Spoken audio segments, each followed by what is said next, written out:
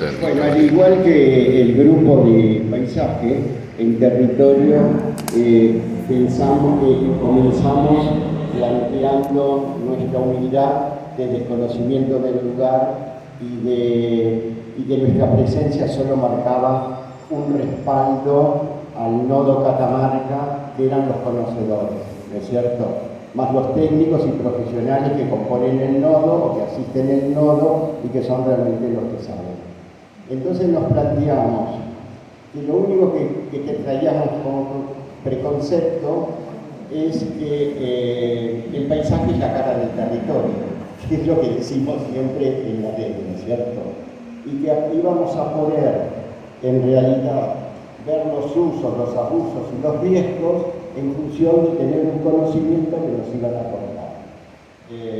Por el otro lado, hablar de el desarrollo territorial en 2 horas es como una falta de respeto a la complejidad que el tema tiene. Lo único que podíamos hacer como grupo era por ahí, un poco soberbio, hacer alguna recomendación, si era que surgía, y por el otro lado, que en 2 horas podamos sacar una conclusión, era como minimizar el tema. Sobre todo si tenemos en cuenta la complejidad que vimos a la mañana en la conferencia introductoria del tema, ¿no es cierto? Bueno, ahí recurrimos a Patricia, si nos acompañás. Ella es parte de un equipo que fueron los ganadores de un concurso, vos corregime si digo mal, de la Universidad Nacional de Tucumán, y que fueron contratados por el municipio para ser asesorados y plantear un diagnóstico y propuestas de ordenamiento del territorio. Entonces ella nos contó, primero nos volcó un montón de información, pero además nos contó como un sistema de capas de análisis que nos enriqueció muchísimo. Todavía no habíamos mapeado. Después Ana Belén hizo un proceso similar, con lo cual terminó enriqueciendo esta visión y con todos los elementos que teníamos, recién mapeamos y luego que después Ana Belén y Patricia nos van a explicar un poco el resultado del mapeo y por último hicimos una mínima recomendación que después les cuento. Bueno, gracias. Para contarles muy rápidamente, sí, fue una consultoría que postuló la Universidad Nacional de Tucumán y que tuve la fortuna de ser parte del equipo como especialista en paisaje. Y en realidad era un plan de ordenamiento territorial que llegaba, digamos, a una escala también de desarrollo de un código urbano, lo cual era un gran desafío porque es una escala importante la del municipio. Pero un poco como para resumir lo que yo comenté, que fue la postura del equipo, fue intentar hacer una lectura del territorio municipal de Fray Mamerto Esquiú, identificando unidades ambientales desde el primer momento, en base a una evaluación multicriterios. En esas unidades ambientales aparece básicamente, y resumiendo, la idea de que en el valle es donde, en la zona irrigada, donde se produce, digamos, gran parte de los usos productivos y de los usos urbanos. Luego existe un área de montaña hacia la zona rural, es un área que tiene otro tipo de usos, digamos, en algunos casos protegidos, en otros casos no, y en la interfaz aparece ese piedemonte con fuerte pendiente, como Freddy nos comentaba también en la conferencia de esta mañana, esas áreas de interfase donde aparece un fuerte proceso de transformación y de cambio, y una cantidad de elementos en riesgo, en abuso, y paisajes a poner en valor y demás. Entonces, un poco con ese criterio, y muy velozmente, comentarles que la propuesta, al menos de la lectura de ese territorio en términos de paisaje y en términos propositivos, fue hacer una lectura en términos de tramas, de capas, como layers, ¿no? Que en general estamos acostumbrados a hacer ese tipo de lecturas. Entonces identificamos una trama verde que incorporaba posibles áreas a proteger, incorporaba espacios públicos verdes, incorporaba la ribera del río, incorporaba posibles áreas buffer. una trama azul, digamos, con una columna vertebral que es el río del Valle y todo un gran sistema de canalizaciones que es precioso y que tiene Raymond Montesquieu, y a su vez una trama de elementos y nodos de valor histórico-cultural, que tenía que ver un poco también con los nodos religiosos y otros tantos, ¿sí? Como una suerte de sistema. Superponiendo esas tres capas y con una base de unidades ambientales, podíamos llegar a hacer una lectura del paisaje, que fue lo que después dio un poco una zonificación en áreas urbanas, áreas a urbanizar, áreas no urbanizables y áreas sí de periurbano y transiciones, que tenían cada una ocupación de suelo particular, de edificación y demás, que un poco es lo que conversamos. A partir de eso, entonces, comenzamos un poco a ubicar estos elementos, ¿no? Las áreas protegidas, las áreas a proteger, los puntos miradores como elementos importantes, digamos, de esa trama verde. Hay varios puntos miradores muy bonitos, digamos, en San Humberto, la zona de Inquiquitas como un área de esparcimiento, espacio verde, la cuestión del río, comprender que aparecen una serie de ejes longitudinales, ¿no? La ruta 106, el río, la ruta 1, la 41, el camino real. Entonces comenzamos a identificar sí, los puntos de valor patrimonial y a su vez algunas áreas en riesgo, en conflicto y en abuso, como por ejemplo conflictos de extracción de áridos en los piedemontes o también esta suerte de extractivismo urbano, ¿no? De urbanizaciones, posibles proyectos de urbanizaciones cerradas en áreas de riesgo ambiental que son pedemontanos en la zona de San José de Piedra Blanca.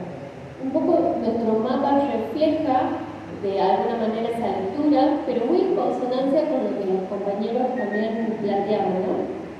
Sí, tomando como base esa lectura territorial, un poco también consensuada, digamos, del grupo. Entonces nuestro mapa llega, digamos, no solamente a un área urbana, sino que comienza también a identificar, por ejemplo, qué pasa con la fauna autóctona en la zona rural, pero también con las tareas y los trabajos de pastoreo, qué pasa con las áreas productivas, y comenzamos a un poco dialogar en ese sentido. Sí, además, se marcaron también conflictos, ¿no? Y conflictos que eran conflictos importantes. Lo interesante es, acá Patricia nos contó lo que fuimos mapeando, que mientras tanto no mapeábamos nada, sino que lo que estábamos haciendo es estar aprendiendo.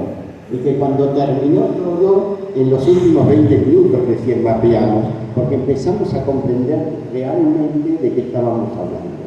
No sé, Ana Belén, si vos nos querés complementar un poquito con la visión que vos viste desde esta práctica cotidiana que tienen ustedes en el territorio, ¿no? En realidad, en esos últimos 20 minutos, tratamos de participar activamente en el análisis que hacemos de todo lo que fuimos hablando y también de trabajos previos que habíamos hecho en la universidad o con gente del lugar. Fuimos también contando experiencias que tuvimos de problemáticas o de necesidades de la gente del lugar, o lo que podía ir contando. Entonces eso como que tratamos de ir plasmando, y lo que podemos decir que en este mapa de territorio está bastante equilibrado. Y tenemos algunos stickers de riesgo a donde fuimos clasificando, pero les diría que son los menos y son los más los usos y muy pocos abusos.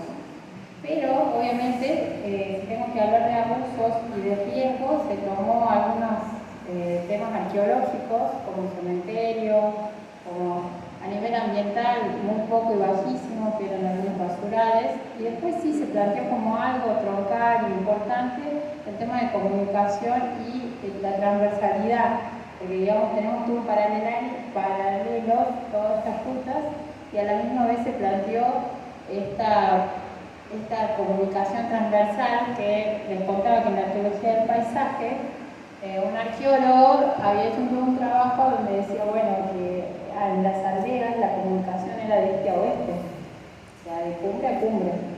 y cuando llegó, bueno, él lo decía de esta forma, el capitalismo, costo-beneficio, se analizó y todo empezó a ser de norte a sur. Entonces, bueno, era un análisis que hace el arqueólogo, que es muy bueno, sí, es muy bueno el trabajo, y lo hacía en realidad a lo largo de todas estas sierras. Entonces creo que es muy importante, bueno, plantear esto, que se da mucho en todas estas localidades, de este tipo de comunicación. Así que eso fue algo como muy troncal e importante. Coincidimos también con el tema del incendio y también con el tema de senderismo, el training, de todo eso. Y hay como mucha concientización del ambiente y trabajo, y creo que el municipio a nivel territorio actuó rápidamente en realmente tomar este trabajo, trabajar en una ordenanza, aceptarlo y tratar de frenar todos esos, a veces, abusos de alguna manera. Y bueno, está en un proceso, o sea, está en eso el municipio, y creo que ayer escuchamos un poco de lo que habló. Así que me parece que tenemos un mapa bastante equilibrado de territorio, pero obviamente que existen conflictos. Allá también tenemos una lugareña de Fray Marraco que aporta un montón, y ella también con una mirada, que es bióloga, pero también con una mirada muy buena sobre el espacio y sobre lo que se estaba trabajando. Así que creo que fue muy rico el taller, no fue 20 minutos, fue bastante trabajo.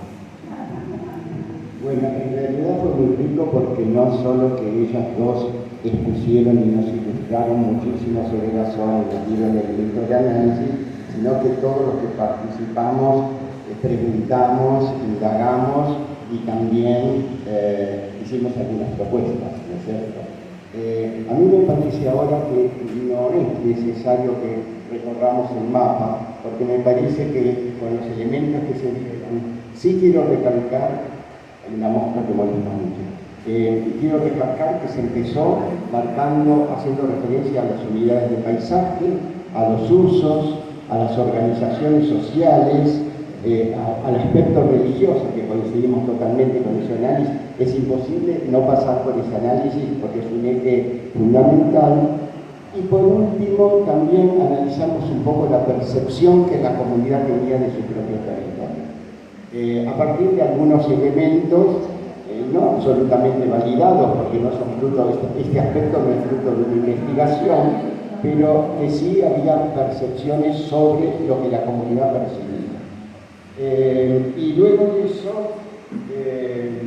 accedimos a arriesgarnos a alguna recomendación, porque empezamos pensando cómo redactar una ordenanza, y de golpe caímos en la cuenta, tus aportes, que en el trabajo y en la investigación que ellos hicieron, el proyecto de ordenanza está, pero está un proyecto de ordenanza desde la perspectiva del ordenamiento del territorio. Entonces nosotros pensamos que posiblemente una ordenanza desde la perspectiva del paisaje podía ser complementaria de esa ordenanza existente, que es muy distinto a redactar una ordenanza. Y nos agarramos un poco de la propuesta que vos, Lucas, hiciste ayer, que tenían 3 ejes de propuesta, 3 ejes de desarrollo, ¿no es cierto? Que uno eran los catálogos, otros eran las cartas y otro era el aspecto jurídico, la ordenanza, que lo único que nosotros nos planteamos ahí, a ver si lo encuentro, bueno, creo que lo perdí, pero no importa mucho, recomendar una ordenanza de paisaje que articule con la ordenanza de ordenamiento territorial. No pretender ser los redactores exclusivos de una ordenanza contenedora de todas las problemáticas, sino que sea una ordenanza específica que sea complementaria, ¿no? Y que recomiendo de alguna manera los instrumentos que Lucas planteó ayer, que son instrumentos para la protección y gestión, como las cartas, los catálogos y a partir de los catálogos las directrices que surgirán de un proceso de catalogación democrático y participativo. Bueno, creo que es todo, ¿no? Tratamos de sintetizar porque fue mucho, mucho gracias.